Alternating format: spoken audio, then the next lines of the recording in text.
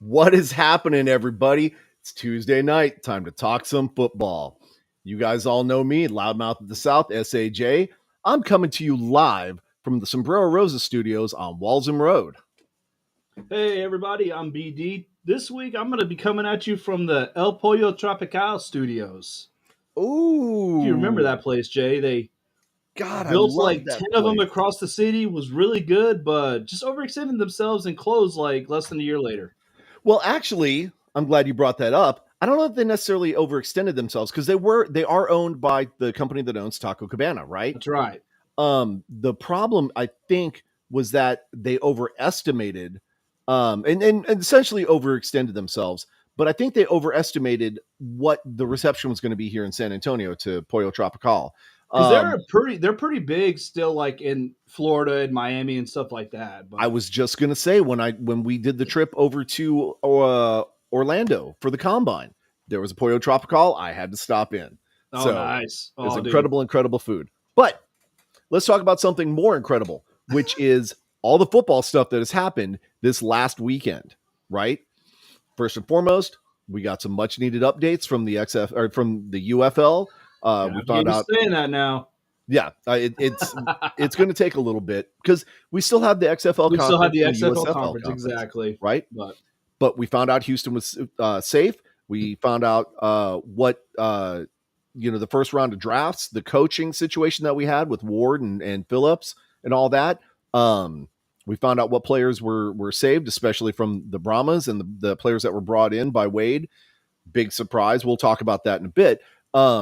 We also had a bunch of crazy football stuff that happened, right?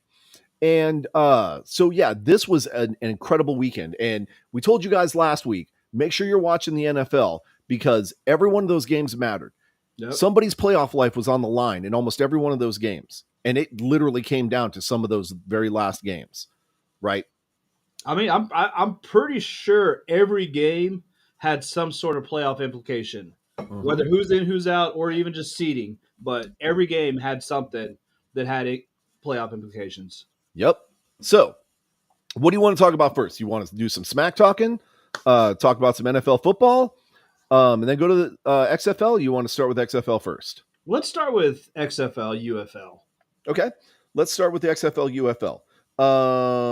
One of the things that we definitely wanted to talk about tonight, where is my note to you? Because believe it or not, guys, we actually do write down somewhat of a script. Sometimes.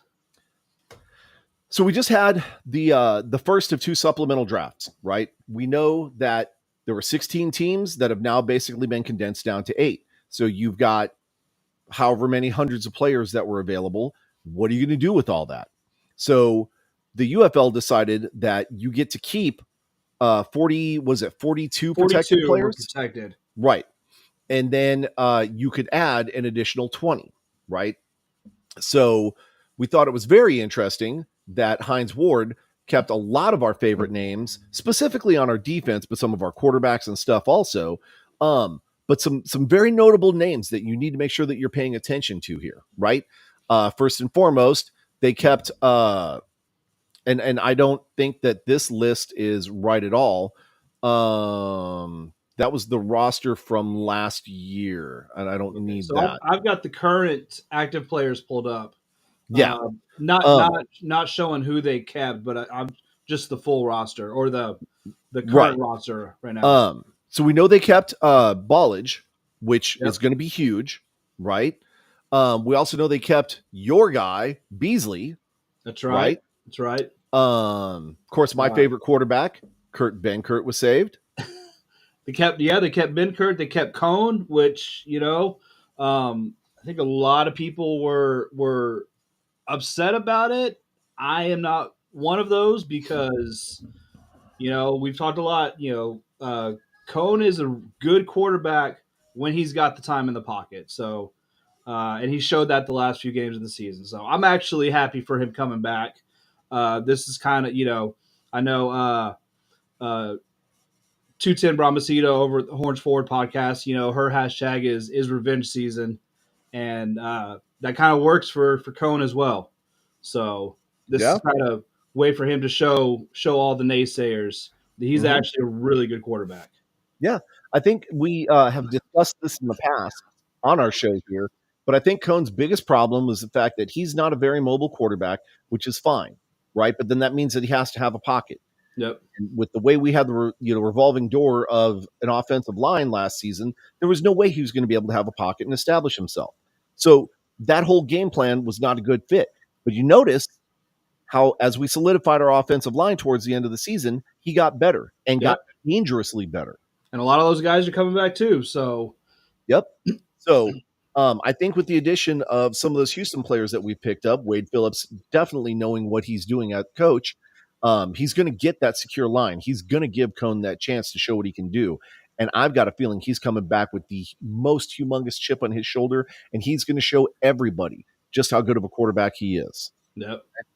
But let's go a little bit down the line, right? We also kept my guy Nick Holly. That's right. Super excited about that because Houston had an incredible receiver there, but they did let him go, and we swept him up immediately. Right, he is going to be such a danger. Right, we've also added Cody Latimer, who is not a Brahma, but we added Cody Latimer to our roster. Dude, that's a big pickup, man. That is huge. He was such a good tight end. I mean, obviously the Guardians who were who they were last year and weren't very good, but he was the bright spot on that team. So, And speaking of bright spots on the team, we've even added some local flavor to the team, right? We've got 2 kids from UTSA and 1 kid from I just saw it. Where is it? Incarnate Word. No, that's right. Yeah, you've got Micah Smith at DB from Incarnate Word. You've got where is he? I saw him earlier, and I know that I watched this kid play. Corey Mayfield. He's a defensive back. If I remember correctly, he came from SCUC ISD. I'd have to go back and look what high school he went to. But I know for a fact he played for the UTSA Roadrunners, and this guy is a ball hawk, right? So we're going to have a phenomenal defense again. Keep an eye on him. We were second or third out of 8 teams last year. This year, pretty much guarantee we're going to be first or second in defense. Especially with Wade as the coach. I mean, oh God, yeah. his defensive ability. So if we're not 1 or 2 in the league, then he didn't do a good job. Yep. So speaking of adding additional players, right? We got Bryson Allen from Houston, right? Which is an incredible running back. Now, he's not the bowling ball that is what's his name that went over to St. Louis. God, I can't remember his name. Blank. Yeah. Borgie, there you go. Yeah. But this guy is still really good, right? So I think we made a definite wise choice getting him picked up and put on the roster. We've got some really good receivers that we've added also.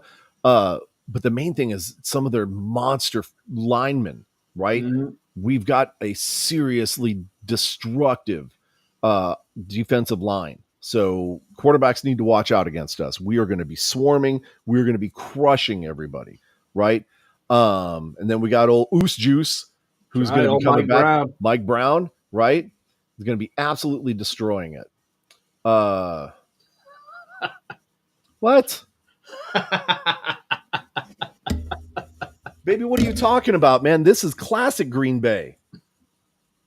So we're gonna ignore that comment from Mr. Jennings because we're still talking about the XFL. Okay, we talked about last week, I believe we talked about adding Phillips to the roster, to the coaching staff.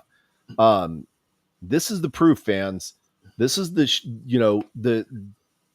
substance that you needed to show that Wade is taking this seriously, right?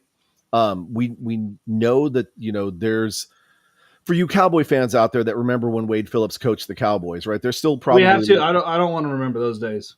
Well, I'd like to address that, right? Oh, here we go. Elizabeth.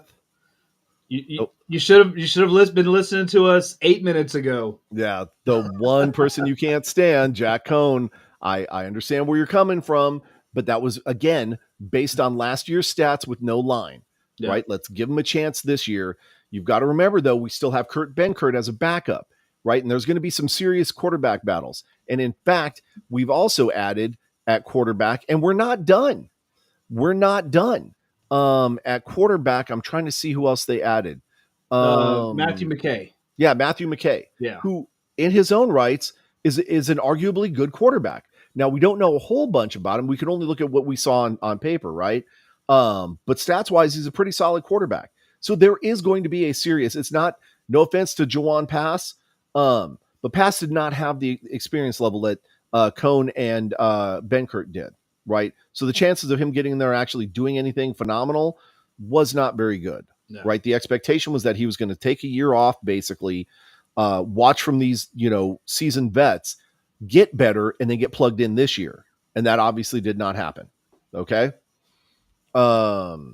Elizabeth, you're right? Matthew, from what we're hearing also is going to be a great addition to the team, but we're not done, right? There's still one more supplemental draft. And then apparently, we still haven't even talked about what happens with the combine players. Yeah. So yeah, we've got the next draft, which is the 15th, which is basically an open draft of all players that aren't on a team, USFL and XFL side.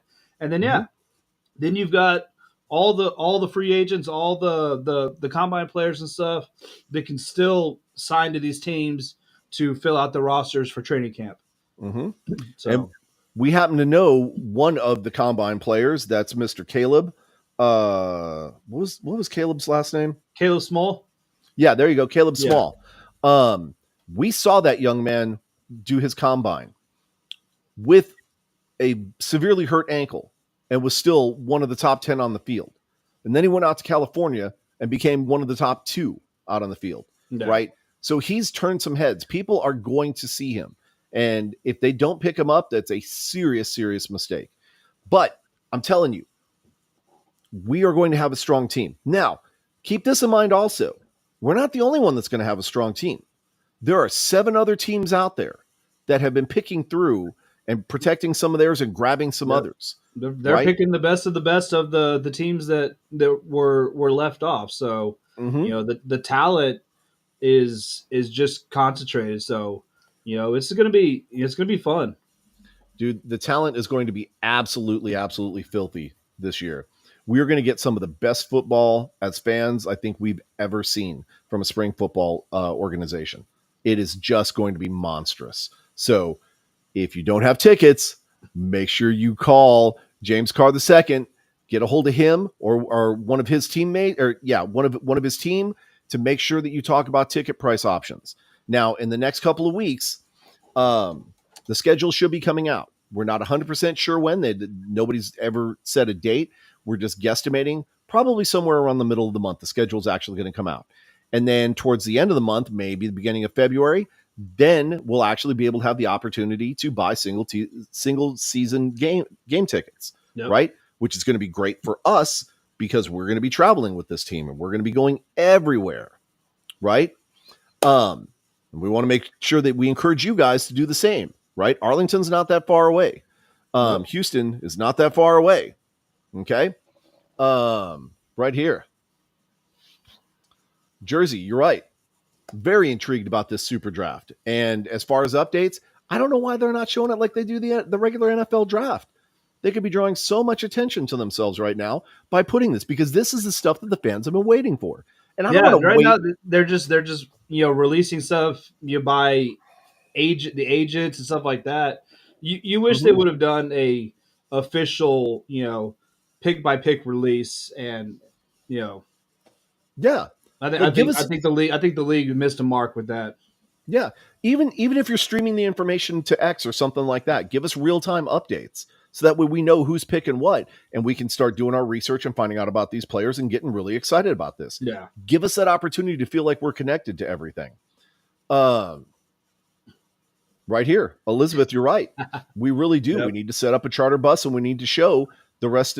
We've already shown Arlington that we travel better than everybody else here in Texas. We've shown Houston we travel better than everybody else here in Texas. We need to show the rest of the league just how strong the fan support actually is here, right? Because those numbers from last year were a little bit misleading. Maybe we only had 22,000 in the dome. Maybe we only had 23,000 in the dome, but that was 23,000 deep, rabid, connected, passionate fans. Okay. Even if the team wasn't doing so great, right? We had one point, I think we had like 18,000.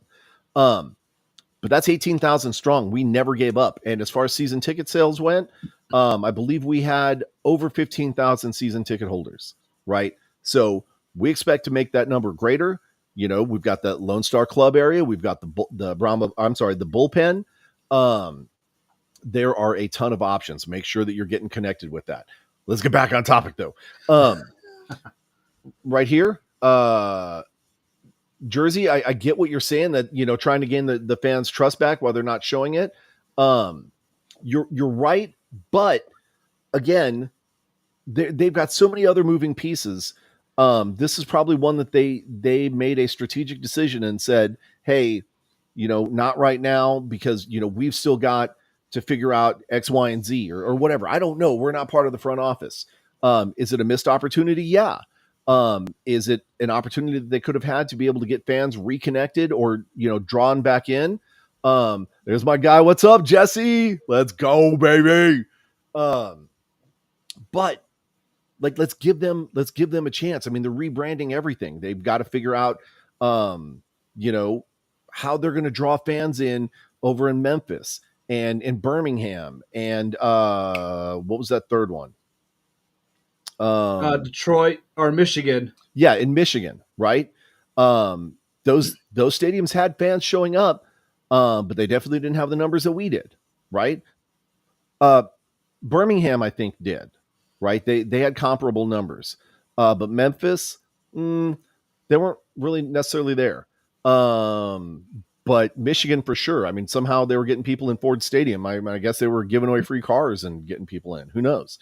But we got to make sure, and we actually talked about this on Horns Forward last night. We got to make sure that we're coming together as a league and supporting this as a whole, right? Yeah. So we want to make sure that we're reaching out to our counterparts in other leagues and encouraging them to reach out to their fan base. And we're going to reach out as well. But we want to start helping drum up that support, because we got to make this thing work.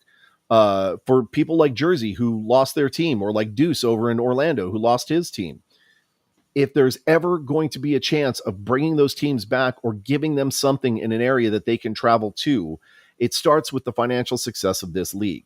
This league has to be financially solvent. Otherwise, that's it. Yep. Right? So how do they do that, Brian?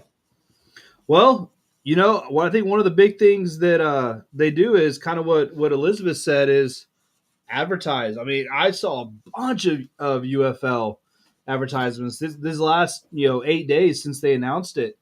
Way more than I ever saw for the XFL. So I think that's one really good thing about this merger, is the advertising capital that Fox can put into this, because they're really good at advertising. So they did great advertising with the USFL. So and I kind of like the way they did it.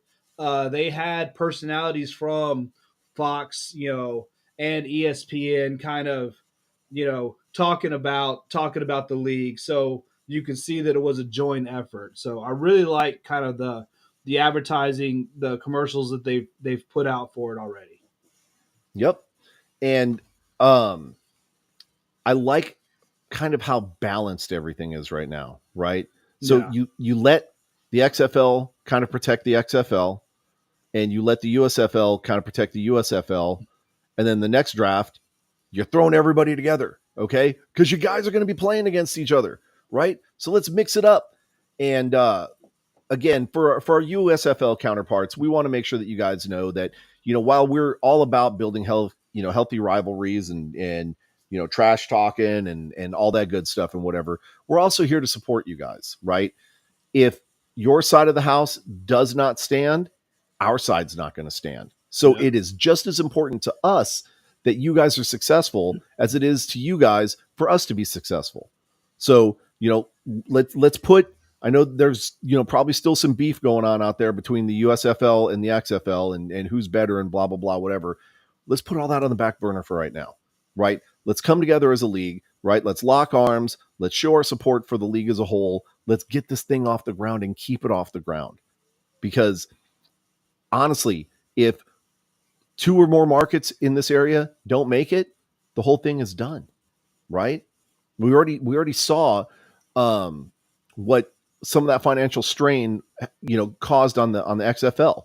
We already saw what not having fans in the stands caused to the USFL, right? So we got to come together. We got to make this thing happen.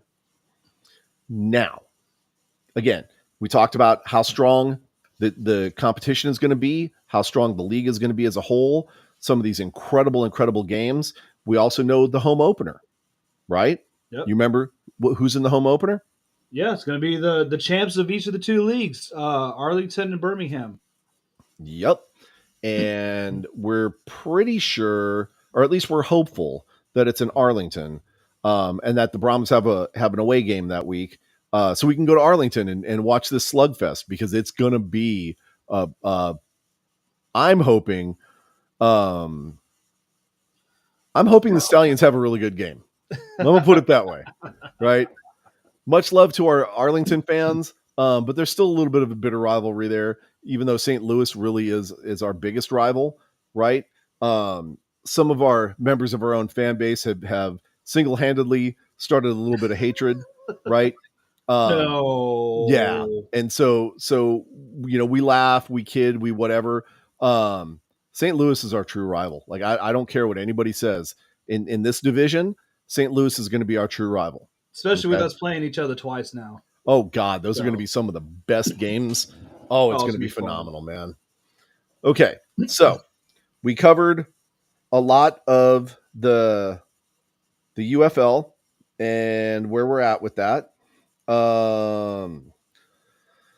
Let's talk some NFL football, Brian. Let's do it. So, right here, boom. Yep. Man, Jesse, you are so wise, bro. Man, I appreciate you. Again, some crazy football. The 13-4 Ravens fell to the 10-7 Steelers. I think the Ravens probably sat some of their starters. Yeah, no. So, none of the starters played in that game. So yeah. The 10-7 Texans beat the Colts, and then the Jaguars lost to the Titans. Yep. And that got Houston into the playoffs. Not just into the playoffs, but division champs in the playoffs. Now, that's super important to note. Why is it super important to note, Brian? Because now they got a home game. And a rookie quarterback. Yep. CJ Stroud is a rookie. And I'm not going to say that he single-handedly carried this team on his back into this position. Did. I'll say that all day long. They were 3-14 last year, and him and Will Anderson, the defensive guy that got picked right after him, both of them, were the major upgrades to the team, or the biggest changes in the team, and you go from 3-14 to division champs. So, yep. That could be your offensive and defensive rookies of the year right there. Those two players. Mm-hmm. Obviously, we know Green Bay got in with a win. They beat the Bears and beat them 17-9. Jordan Love looked okay. I'm not going to say he looked great. There were a couple of throws where it was like, eh. And there were a couple of penalties that were not called, that were ridiculous. They should have been called. Several, and this is on both sides of the ball, mind you. Okay. Green Bay, I specifically saw a couple of what should have been face mask penalties that were not called against Green Bay. And I was like, are you kidding me, guys? What are you doing? And then they get set up for the next play. And I was like, oh, sorry. Never mind. You didn't hear anything. It was bad. It was horrible, man. Seahawks won their game. They were watching us, though, also, because Green Bay had to lose to get Seahawks in, and that did not work out for them. And then I believe also not Tampa Bay, because Tampa Bay is in, I believe. Well, Tampa won, and that that clinched their division Right. championship. So Hmm. because I think the Saints and Falcons were kind of vying for that spot too. That's what it was. The Yeah. Saints won, but they were watching us as well. Um, Yeah, if y'all had because lost, I think the Saints would have gotten it, or like the Saints or Seahawks had a chance to get in with mhm, the loss from you guys. yeah, but Green Bay, not to not to let an opportunity to disappoint people go untouched, right? They had to win and ruin the rest of those team seasons. So now we are sitting at the playoffs, right? Um, we're not even going to talk about the Cowboys game because it was against the Commanders, It you know. was, it was over halfway through the second quarter.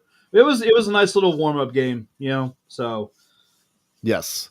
So this weekend, wild card weekend, and it is going to be a wild card. Sorry, I don't know if you guys heard that or not. Hopefully you didn't. Um, we're going to be starting out on Saturday, 3:30 p.m. with the fourth position Texans taking on the fifth position Browns in Houston. yep. Now that's going to be on TV while we're Now in it would have Houston. been nice if Deshaun Watson was playing this game. That kind of would have been even better. But this is still going to be a real good matchup. But It's going you to be know, a great game, but it's not going to be nearly as much of a revenge for the Texans, right? Like they're playing, you know, to continue on in the playoffs and try and take it all the way. yeah. Uh, but just think about if Deshaun was there, Oh, that extra that would have edge. been you know just a little bit extra. That would have been fantastic. Yeah, Game after that is actually this this game, Chiefs and Dolphins. That's what a lot of people were thinking that the AFC Championship was going to be. yep, So, Chiefs kind of haven't looked great this season. Dolphins have kind of looked up and down. Um, but halfway through the season, these were two of the best teams in the AFC. yep. So, that's going to be a real solid game. That is going to be an incredible game. So then that's the two games on Saturday. And then we kick off Sunday at 12 noon, Steelers versus the Bills. Now, this is going to be an interesting game, right? Because the Bills came from out of nowhere. They did. It, Their Bills are my dark horse in the AFC.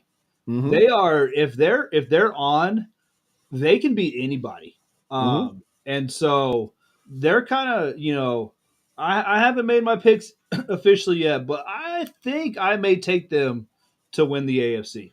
Yeah. And honestly, the Steelers, though, are scrappy enough. They've still got a lot of that fight left in them that they're going to give the Bills one hell of a time. Yeah. you know so we just don't know, is Josh Allen going to be on that day or is he going to be off, man? If they don't have Josh Allen, it's going to be a rough day for the Bills, Oh yeah. but if he's on, look out. So that's going to be one to definitely watch, man. That dark horse in the Bills, man, this is going to be their make or break game, I believe.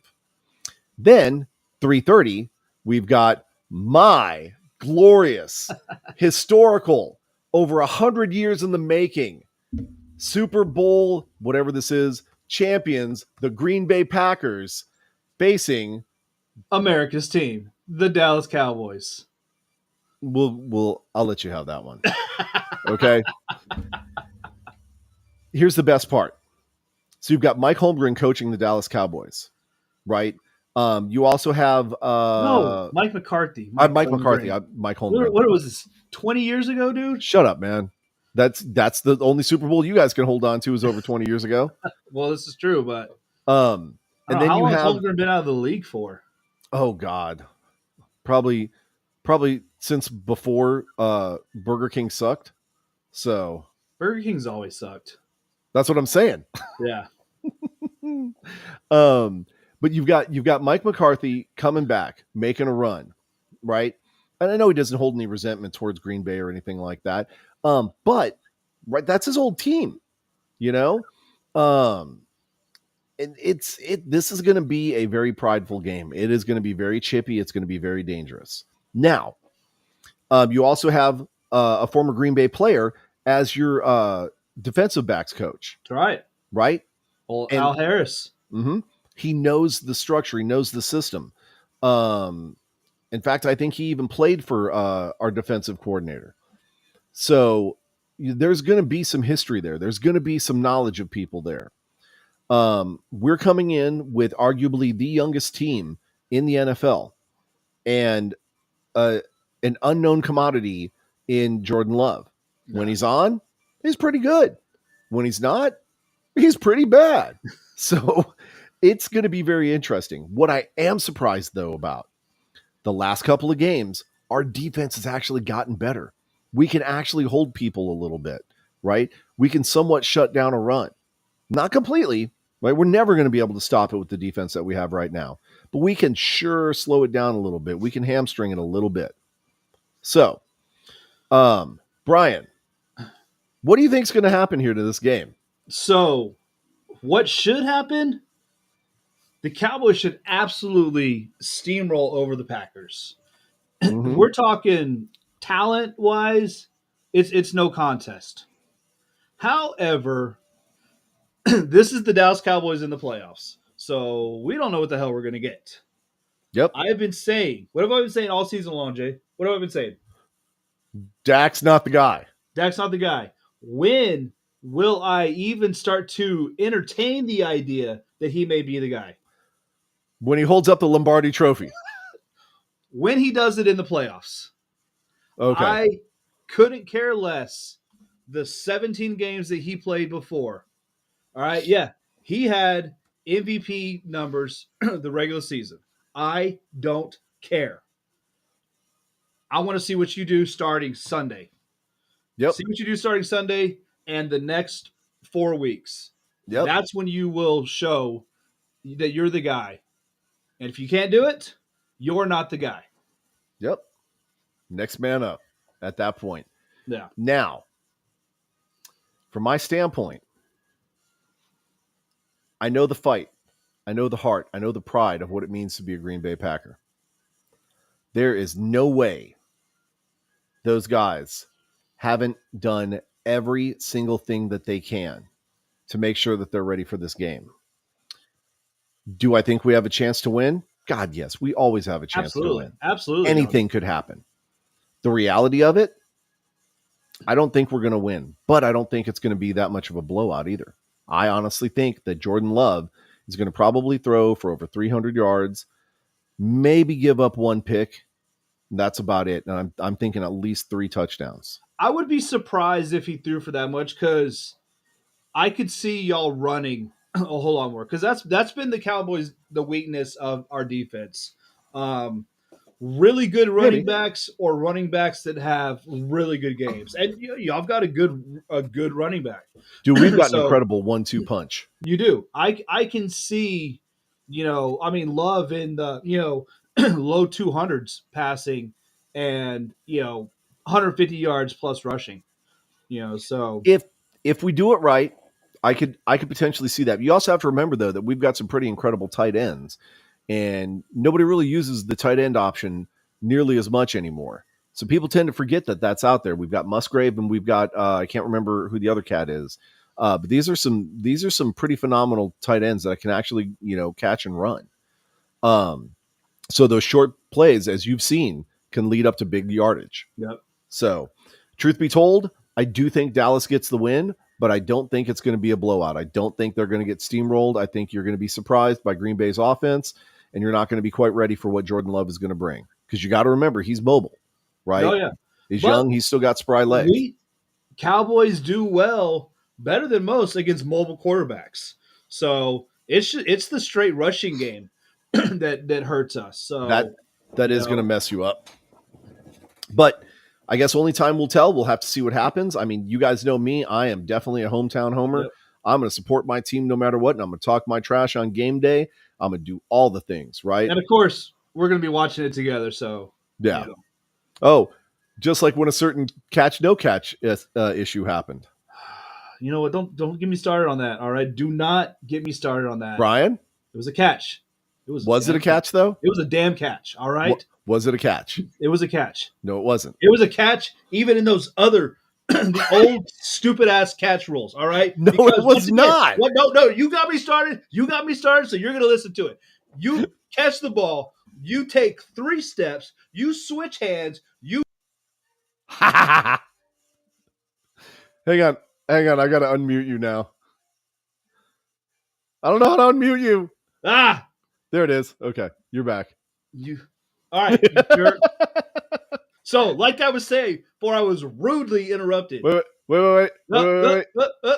Wait. Oh, I don't have the. I don't have my bell. Oh, dang it. No, you can't. No, get the ball. 3 steps. Switch hands. Dive. Reach the ball towards the goal line. I don't care what measuring stick you're using. That is completing the process of the catch. That catch was long completed before that ball fell out of his hands. He did not show that he had control of the ball while making Bull that crap. quote unquote football Bull move. crap. That's why it was called the no catch. No. That's what the rule was at the time, and you the know rule, that. No, Now, the rule was garbage. Now, all right? the rule was garbage, and you and I both know we were both there. I told you myself that should have been called a catch because according to the way football is played, that should have been a catch. But I agree with the rule. The rule was while completing the process of the catch, if you're going to the ground and the ball does not stay in your possession, it's not a catch. I understand that part. My contention is he completed the process of the catch before he went to the ground. All of the actions that he took while in control of the ball showed that he had completed the process of the catch. The actions he took. The process was completed. That's not control, brother. But it's going to be an incredible game. Stupid ass rules. You can get me Stupid. started again. Stupid. And I agree with you, and I'm glad they changed it, right? What I don't like, and I've said this a million times, I don't like winning games on controversial calls like that. That's absolutely ridiculous, right? Yeah. NFL refs, if you're watching, Brian has a do better moment for you. Do I? You said I had to do better. Is it don't suck? Do better than you've done the regular season, refs? Yeah, you sucked all season long. So one good thing, a lot of the refs that have sucked are not going to be on this playoff roster, but the ones that are, do better, don't suck. Boom, mic drop. Okay. It feels good, right? It does. Those do better moments are awesome, dude. Does. I love them. Moving on, we've got the number 6 Rams going up against the number 3 Lions. They're playing in Detroit, Michigan. And this is Stafford's coming home. Goff versus Stafford, Yeah. Like, I mean, you kind of joke around about the NFL script and all that stuff. Like, this, whoever wrote the script for this did a pretty good job because you said you got the Rams and Lions facing each other. You got, Packers and Cowboys. I mean, you had the Browns and Texans, but, Deshaun Watson being hurt kind of screwed that up. But, this is kind of both those teams want to kind of get at each other for, hey, we got the right quarterback. Yep. And I'll tell you, I think the Rams got a chance. Rams think are a good team. I think I might pick them to win. The Rams have an incredible chance. We've seen what's happened to Detroit in the last couple of weeks, right? Much love to you, Gerald, out there. I'm sure you're watching. They won last week. They beat the Vikings, and it was a pretty good game. And they played the Cowboys really tough. They were a controversial call away from winning the game. So potentially, they haven't played like crap. So it's not like they played like the Eagles have, which we can talk about them in a minute. But we'll talk about them in a minute. The Lions have been playing good, and the Rams have both been playing good. So this is kind of one of the games, those sneaky games that I'm looking forward to. Yep. Here's the funny thing though. So the Lions are 3rd in offense, 2nd in passing, and 5th in rushing, but they're 19th in defense. Whereas the Rams are 7th in offense, 10th in passing, 11th in rushing, but 20th in defense. So I've got a feeling that this is going to be a pretty tight game, right? Yeah. Because they're not matched up evenly on offense per se, but they are matched up evenly on defenses. And so, you I can know, see this being a shootout. You know, like I said, yeah, neither team is really good at defense, and they're both fairly good. You know, Lions are really good at offense, and the Rams are, you said, number 7, so that's top 7 in the league. So yep. So of I mean, course, you always get like these two offensive juggernauts. It's going to end up being a 12-9 game or something. um, it's gonna be a very fun game to watch. Let's talk about a game that should not be happening on a Monday night, right? Like, who does a playoff game, a wild card playoff game on a Monday night? Like, Well, that's what makes it super wild card weekend. it's super stupid. Um, it's Philly against the Buccaneers, right? Should be an interesting game. I'm pretty sure that the Bucks are not ready for that high-powered offense of But Philadelphia. is it? But is it? Eagles they've lost 4 of their last 5. What They is they I they saw have. something. Um, oh man, they're the first team in NFL history to have 10 wins by like the 12th week of the season or something, and not end up with 12 wins or something like that. I, Yeah. I forget it, but yeah, they've lost 4 or 5 of the last games. Looked absolutely horrible in Mhm. every single one of them. Even the win they looked like crap in. Uh, and then, I mean, they were getting destroyed by the Giants before they took the subs out Yep. last week. So, this should be a game. The Eagles should walk all over the Bucks. I don't know if that's going to happen. I I don't know, man. Again, I mean, the Bucks have not gone down easily in most of their contests. They've been pretty scrappy, right? Pretty sure the Buccaneers kicked the crap out of the Packers. And this is again, towards the beginning of the season, and we're still trying to figure our nonsense out rather. Um, and Jersey's right. Eagles are 1-5 in their last 6 games, and they didn't look good in Yeah, that one win. yeah, that was So, against the Giants 3 weeks ago, and yeah, they barely won that one. yep. So, I mean, this could very well be the opportunity that Tampa Bay needs to get back into the hunt. Now, will they survive past this round? Probably not.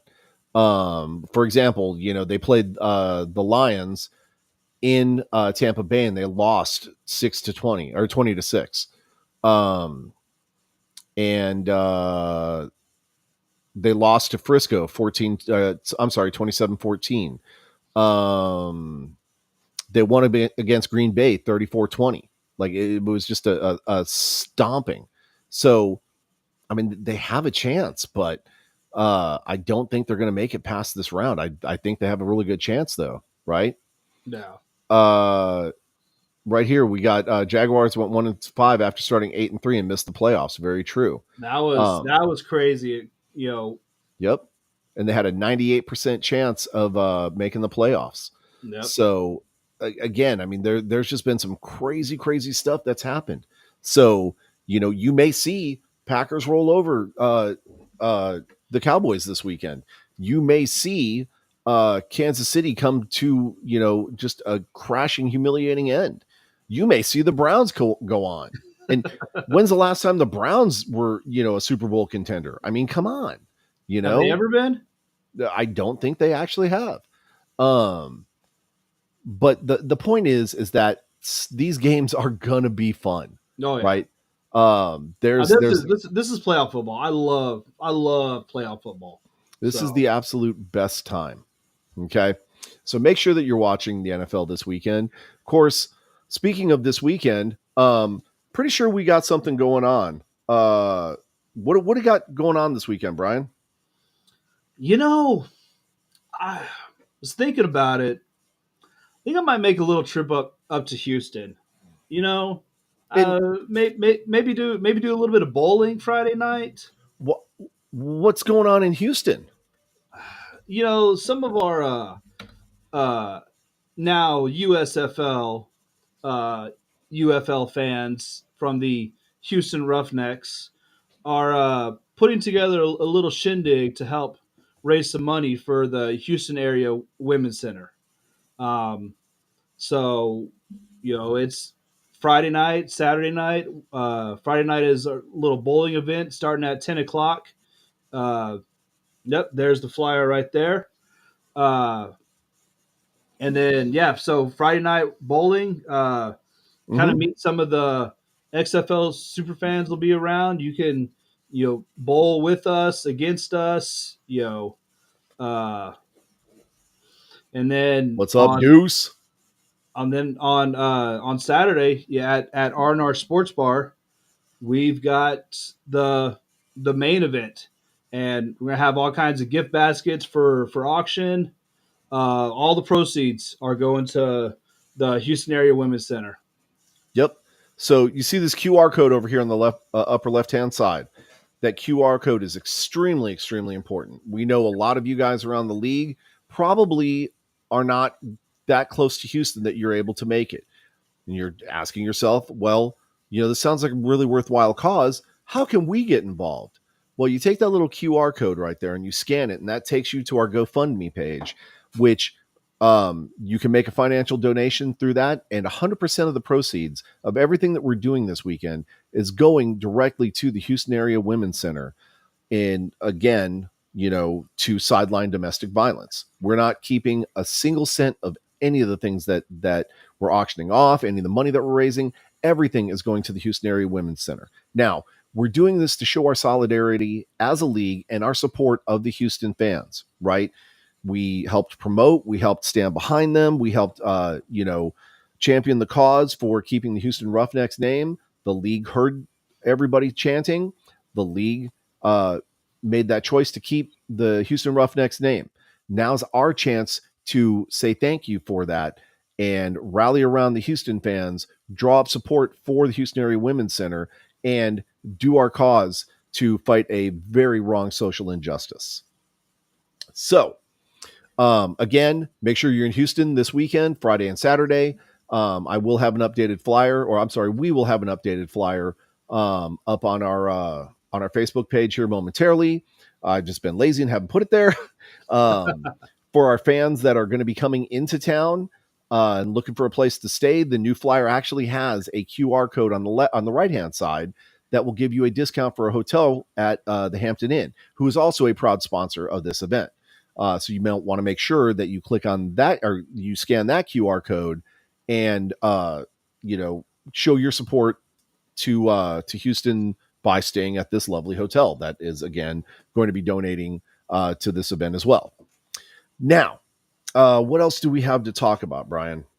I think we have covered pretty much everything. No, there was one other thing that we wanted to talk about.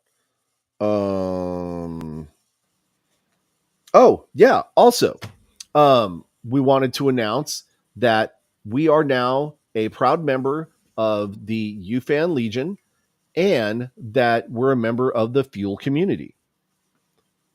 What is Fuel, you ask? Hint, hint, Brian. What is Fuel? Oh, I don't remember the acronym. My bad. I don't have the notes. What does the acronym stand for? It's Fans United.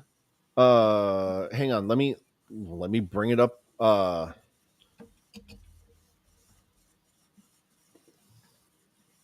Let me bring it up.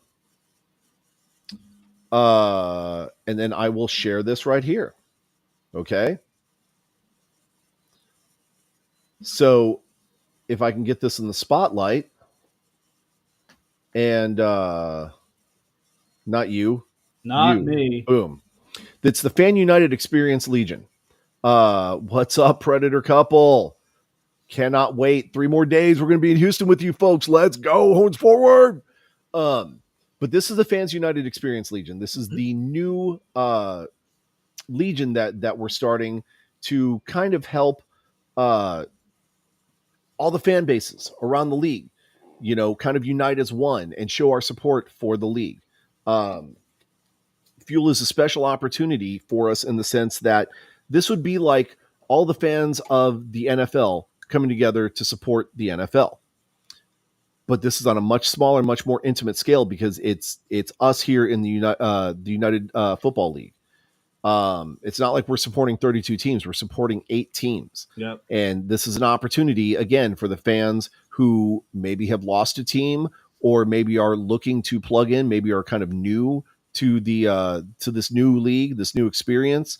This is an opportunity for you to connect to all the fan bases around the UFL and learn more about the fans, the fan bases, the teams, and just be connected that way. So maybe you don't have to pick one team. Maybe you can pick the whole league and support the whole thing and be kind of like the mayor from Seattle, where you go and you check out games at every different city, right?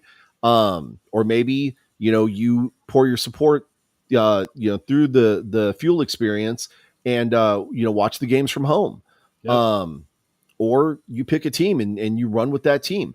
But again, there's opportunities for people to reach out to each other and connect this way and really start helping support the league and help continue the growth of this league. Because again, as we said earlier in the show, this league is dependent on everybody coming together and supporting it. It's not just one or two teams. It's not like the NFL where you have owners and stuff, and it's their responsibility to drop the support and keep people, engaged and buying tickets and whatever. This is something that is dependent on us, the fans, right? So we have to do our part. We have to make sure that we're buying tickets for our home team. We have to make sure that we're watching the games on TV if we can't make the road trips. We have to get involved and we have to do our part to support this. Because if one or two markets fall, the whole thing is going to collapse, and then none of us will have football. Yep. So, again, make sure you go to Facebook, check out the Fans United Experience League. You can also go to the UFan Legion and connect that way and be a part of the experience there. Of course, if you're watching here, you're watching Texans Talking Football. You should be following us on Facebook. You can also follow us on X. This year, we are actually trying to push our social media presence a little bit harder, though. We're trying to make sure that we're getting out there. So we're learning how to stream to some of these other platforms. We're trying to make some reels that we can put on like Instagram and the TikTok. And I heard Robert Rankin wanted me to renew my MySpace page, and so we're gonna figure that out too. Because I don't want Robert to feel left out. I mean, I know his Vikings got left out, but we still got a place for you here, Robert. But that being the case, again, some big things are coming this year in 2024, not just for the UFL, not just for the fans, but for everybody that's involved, right? We're going to have some incredible NFL football. We're going to have some incredible UFL football. And I'm super excited for the kickoff of the IFL as well, right? That's right. Because our San Antonio Gunslingers are going to be moving up. Season in the IFL. Yep. And this is going to be a completely new format with a completely new coach, right? We're not doing Iron Man football anymore. We don't have Fred Shaw anymore. We've got some very dangerous weapons, one of which is Castronova. Yep. Right, at quarterback. MVP of NAL last year. Yep. So, and we're going to have we're going to have players on both sides of the ball now, right? We're going to have an offense and a defense. We've got our new coach. I can't remember his name right offhand. But there's some big things coming for arena football in San Antonio. Yeah. And of course, we still have the Frisco Fighters, right? We're going to be supporting them. We're going to be supporting them remotely, but we're still going to be supporting them. And there's just going to be some incredible football and a lot of player development, because those players are going to be the next players that are going to be coming into the UFL, right? Yep. Provided the UFL stays, those players have a home to go try out to on their way to try and make it to the big show. So make sure you're tuned in here and you're watching all the content that we have, all the ways that we're following all the different teams and keeping you connected with all the players and all of your favorite teams. And Brian, we've got about 5 minutes left. You've got anything else you want to talk about? Why don't real quick? I know maybe if we jump back to the NFL, maybe some awards. Let's talk some awards. So, kind of mentioned it earlier. Rookies of the year. Who you got? CJ Stroud, CJ hands down. Stroud. Yep. So I think the only one who might be able to win is the Puka from the Chargers. Oh, shucks. Thanks, Predator couple. We're not awesome. We're just opinionated and That's loud. right. Yeah, Puka from the Chargers, who broke the rookie receiving record all time. Yeah. So he had a pretty solid season, but I'm still going to take my edge to CJ Stroud because they got in the playoffs and just the turnaround that they made because of him. Yep. Let's see, defensive player of the year. That's a tough one.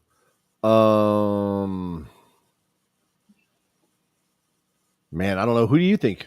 Who do you got? Tell me if beginning of the season I would have told you Micah Parsons had it locked. Uh, Asked me in the middle of the season, I would have told you Deron Bland because he broke the NFL record for most pick sixes, but he kind of trailed off. I know he got an interception this last week, which led the league with 9, I believe, for the entire season. But he kind of had a few weeks where he wasn't that great, so he may have lost it. Man, I don't know. Bosa had a great year. Even Crosby from the Raiders had a really good year. Uh, so Yeah. man, this one's a hard one for me.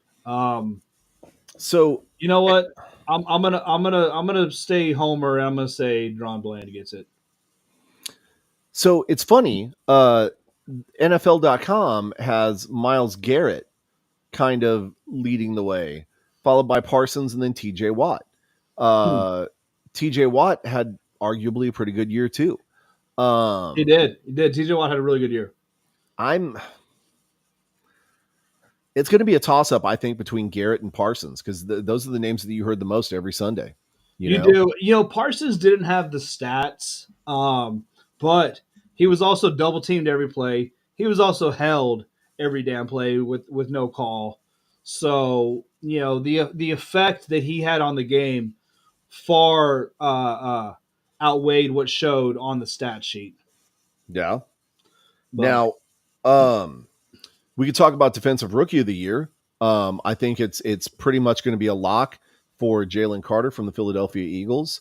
I know he's done some pretty phenomenal things, and this being his rookie year, so I think that's just going to be kind of a lock for him there.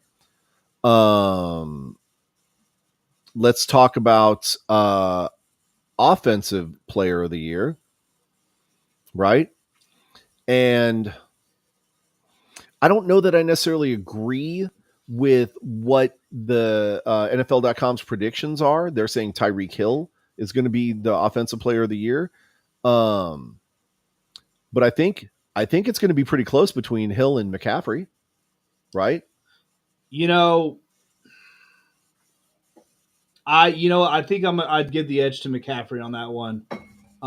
I could see that. Hill, Hill was great, and him being hurt for that game and a half really messed him up because I know he was going for the NFL record, Mm-hmm. the first 2,000-yard receiver ever, and he probably would have had it if he didn't get hurt. Mm-hmm. I think what did he end up with? 1,800 yards. Believe so. So I think 18 and change. So yeah, if he would have played that extra game and a half, he would have had that record for sure. Um, but I just the impact that McCaffrey has on the 49ers. I mean, hell, dude, he should probably be in the MVP talk. Yeah. So So let's talk about the MVP then, right? Who do you think NFL has leading the charge?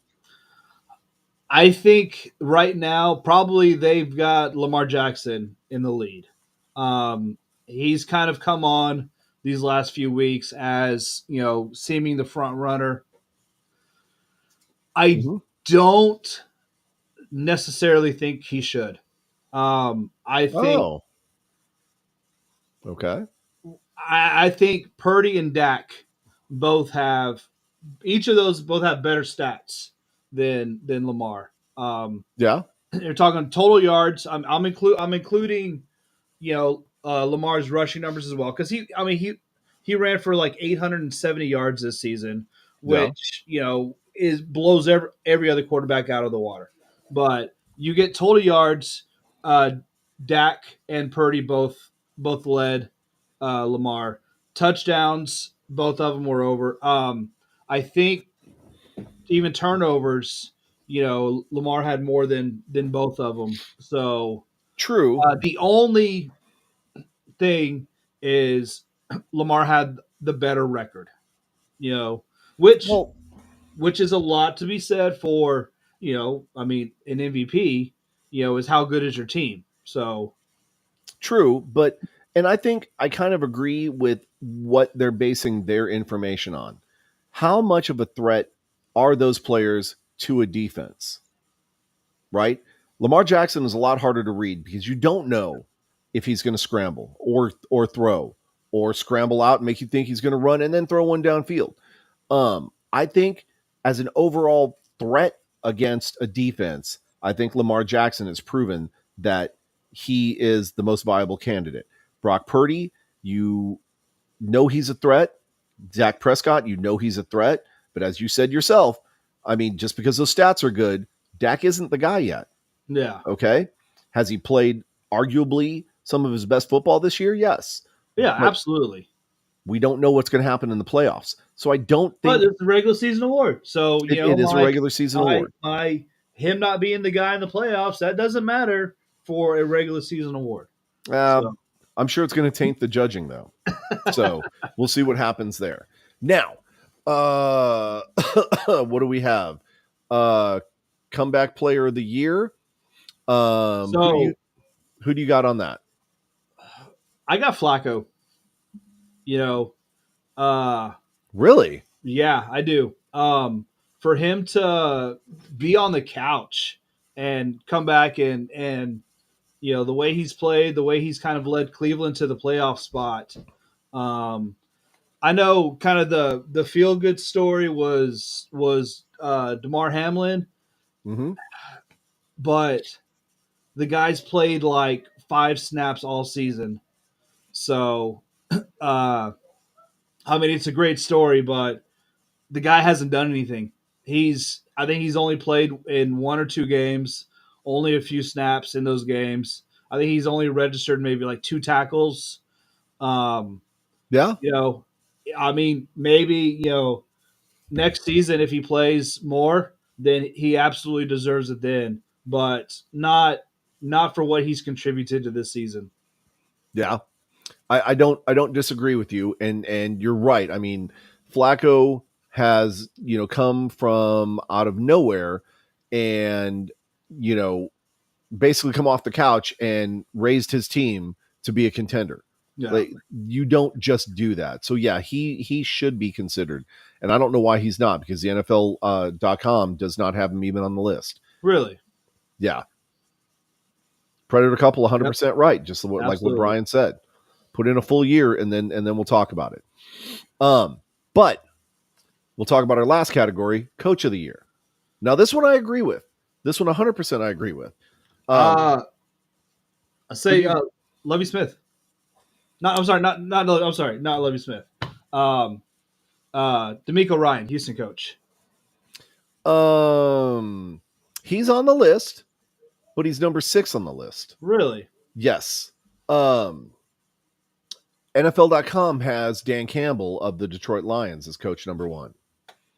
And while I don't disagree that Ryans should be potentially in the discussion, a lot of the work was done by CJ Stroud. And that's not necessarily the coach, right? Whereas Dan Campbell You know, took I can something from probably nothing. count more games that Dan Campbell lost for the team because of his, you know, gambling, on calls and aggressiveness than he won for the team. I I could potentially see that, but I don't know, man. I mean, I've seen the results. sometimes you gotta risk big to win big, and it's just not necessarily going to break in your favor. But at least he took the chance. Yeah. So yeah, it'll definitely. I mean, it's Like what did the Lions win? They won what, 2 games more than they did last year? 3 games? Oh no, it was considerably more than that. Was it? Because I thought they were a 7, 8, 9 win team last year. 2023 Detroit.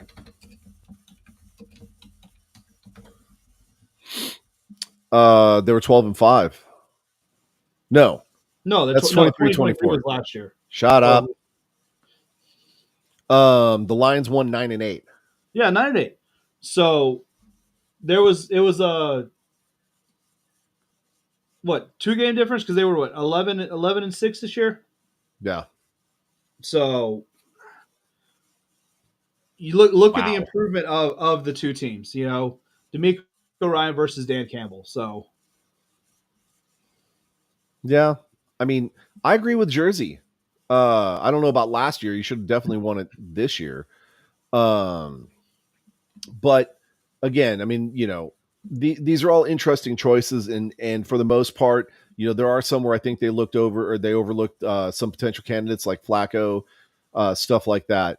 And Lamar Jackson. I mean, I get it, but I also get Purdy and Prescott should be in that conversation, and they're not even listed on the on NFL's predictions. So then that's kind of weird. yeah, But some interesting races, right? Okay, Brian, I think that's pretty much about it for the show tonight. yeah, Again, remind our fans, make it out to Houston this weekend for some fun and entertainment, some wonderful auctions to bid on. If you cannot make it out there, make sure that you are clicking on that QR code in the upper left hand of the banner that I'm going to be reposting again here momentarily. Do your part, help out. Make sure you're watching football this weekend, because there's going to be some incredible playoff football and possibly some huge upsets, right? Probably not in the Dallas Green Bay game though. Let's be honest. Okay. you know what? I'm not going to talk too much trash. Like I said, Cowboys should win, but it would not surprise me in the least if they just went out there and laid an egg, because it is freaking Cowboys playoff football. So Yep. As Predator Couple said, come on out. Can't wait to meet everybody. Looking forward to it. You, of course, know SAJ and BD are going to be there, being loud, being crazy. Horns Forward podcast is going to be there. I believe Cullen Wadkins of the Rough 'em Up podcast and the Houston fan base is going to be there. Predator Couple, of course, will be there. So will Rig Rocker. I believe Brahma Babe will be joining us. There's going to be a ton of the UFL celebrities, if you will, that are going to be there. So make it out. Come help out, right? Come hang out with us, have a drink. Let's raise one and have a good time, and drum up some support and some financial help for Houston Area Women's Center. I can't talk. I think we're done here. Brian, you got anything else? go Cowboys. Go Packers, and go Brahmas, baby. Let's go.